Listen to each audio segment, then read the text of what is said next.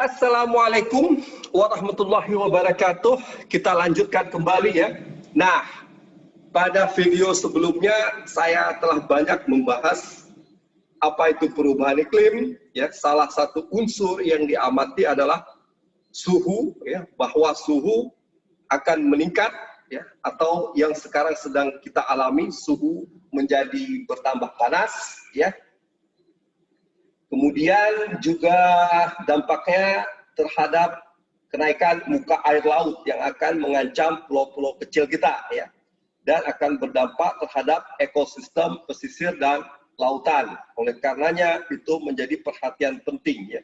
Jadi untuk kenaikan muka air laut itu terhitung dari tahun 1900 hingga 2010 itu telah naik 19 cm dengan suhu ya 2,0 derajat yang telah mengalami peningkatan sebesar 2,0 derajat Celcius ya.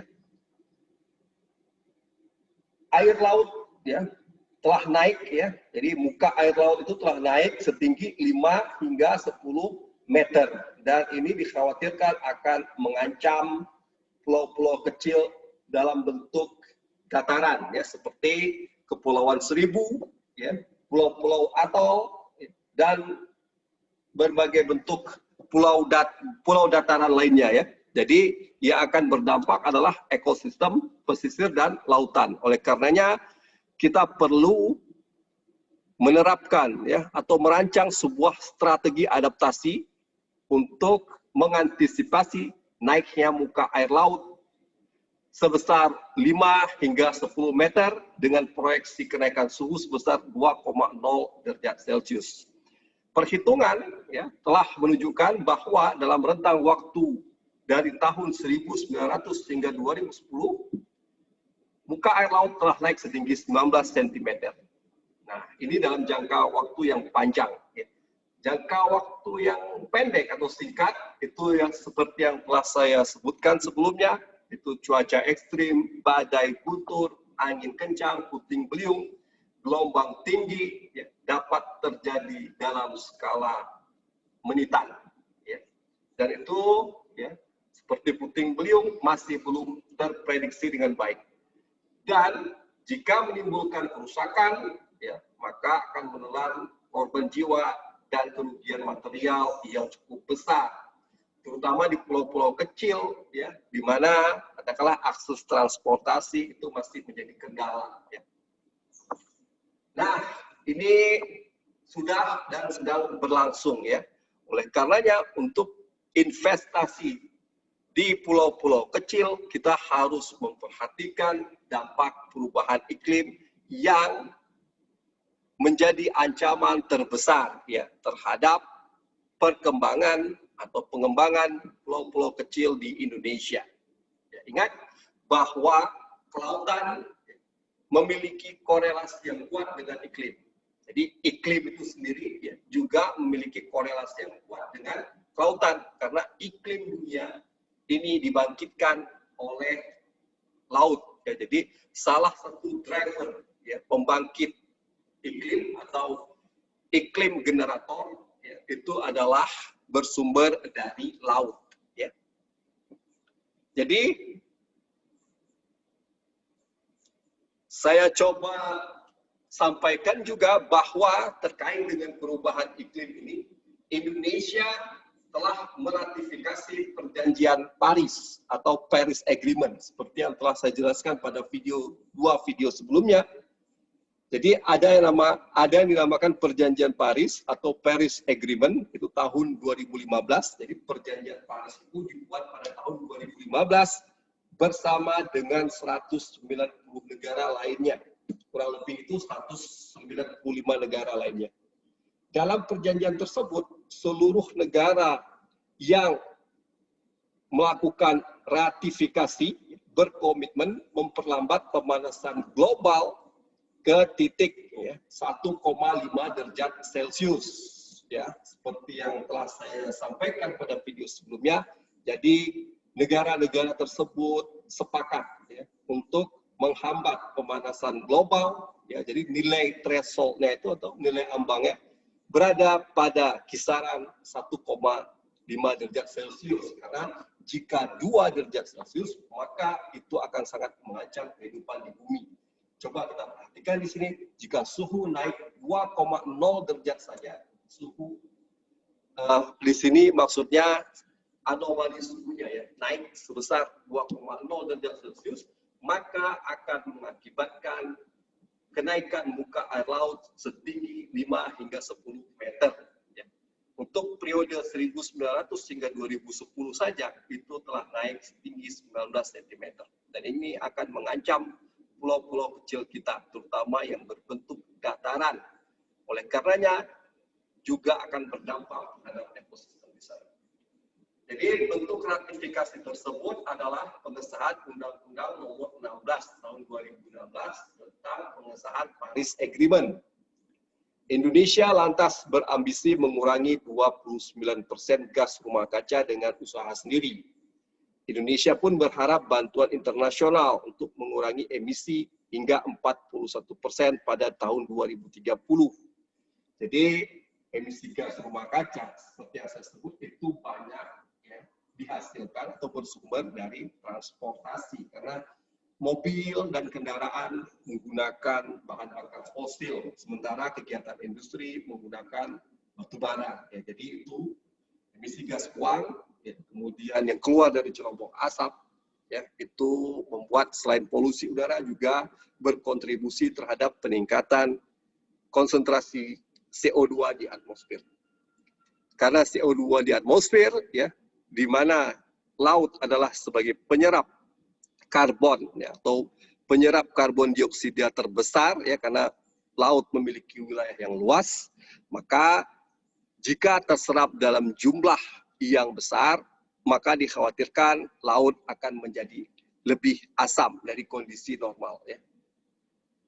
Setelah ratifikasi tersebut, Indonesia berhasil menurunkan emisi gas rumah kaca. Nah, indeks performa perubahan iklim Indonesia pun membaik. Dari 57 negara, Indonesia berada di posisi ke-24. Ya. Indeks tersebut dihitung berdasarkan beberapa indikator, yakni tingkat emisi gas rumah kaca, penggunaan energi terbarukan, serta kebijakan iklim. Ya. Indonesia berada dalam kategori sedang untuk kebijakan iklim dan tingkat emisi gas rumah kaca. Jadi Indonesia itu dalam kategori sedang ya untuk tingkat emisi gas rumah kaca. Sebaliknya, energi terbarukan dan penggunaan energi membawa Indonesia dalam jajaran berkategori tinggi. Ya, karena kita sudah mulai melakukan konversi dari sumber energi yang menggunakan bahan bakar fosil atau batu bara, diesel ya, itu ke energi terbarukan.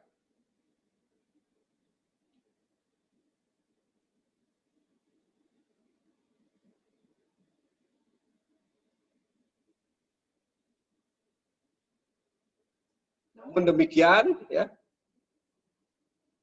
Indonesia masih belum memiliki rencana jangka panjang dekarbonisasi atau untuk penurunan tingkat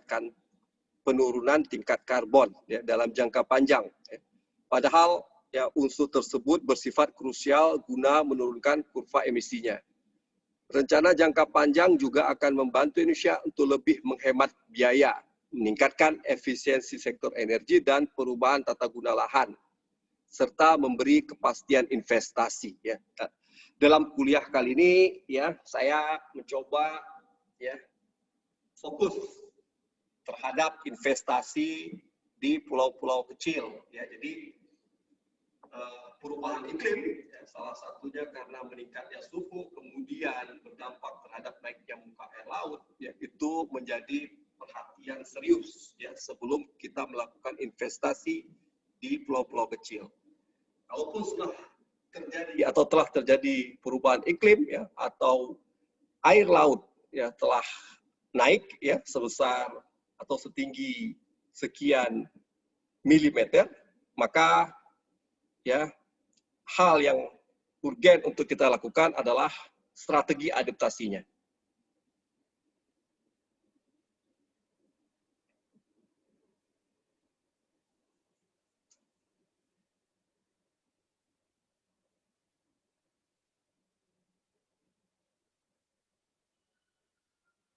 Jadi kalau ditanya apa bukti perubahan iklim, ya fenomenanya adalah peningkatan suhu global. Ya. Jadi suhu global itu ditaksir telah naik sekitar, di sini kita proyeksikan ya 0,3 derajat Celcius hingga 0,7 derajat Celcius.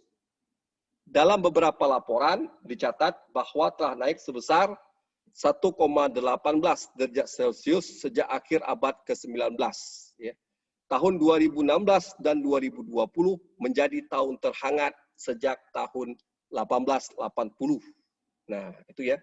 Jadi tahun lalu, tahun 2020, itu adalah tahun terhangat. Ya. Tercatat sebagai tahun terhangat sejak 1880.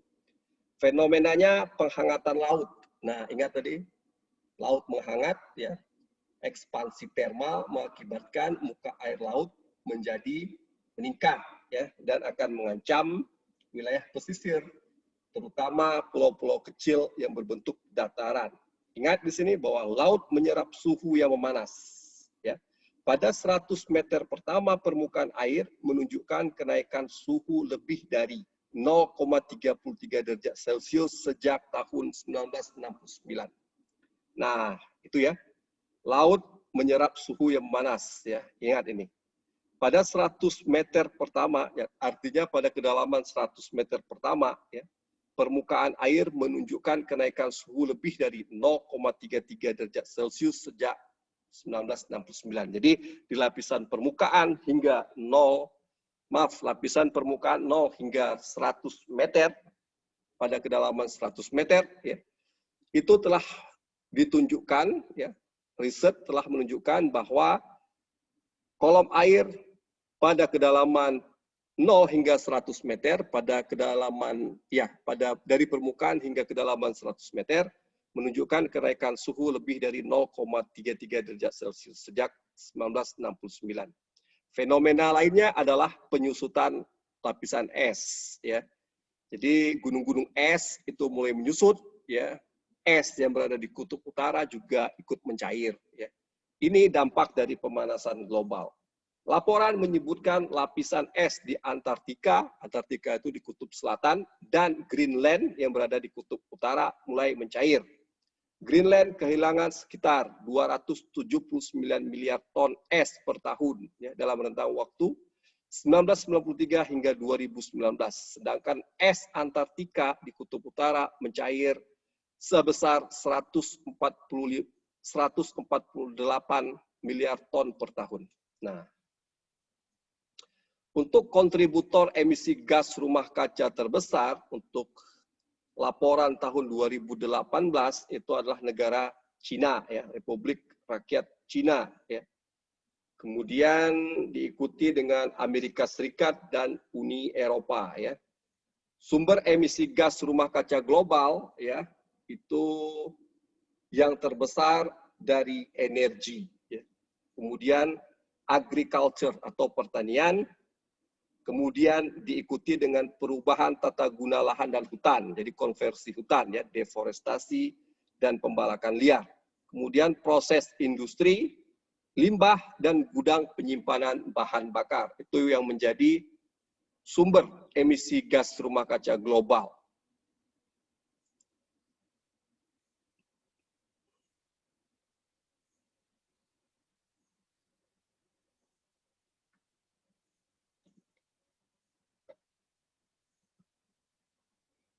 Jadi, tugas Anda adalah melakukan sintesis dari video-video yang telah saya bikin, ya, terkait dengan perubahan iklim, ya, dan dampaknya terhadap pulau-pulau kecil kita, dan bagaimana strategi adaptasi yang dilakukan berdasarkan proyeksi skenario yang dibuat.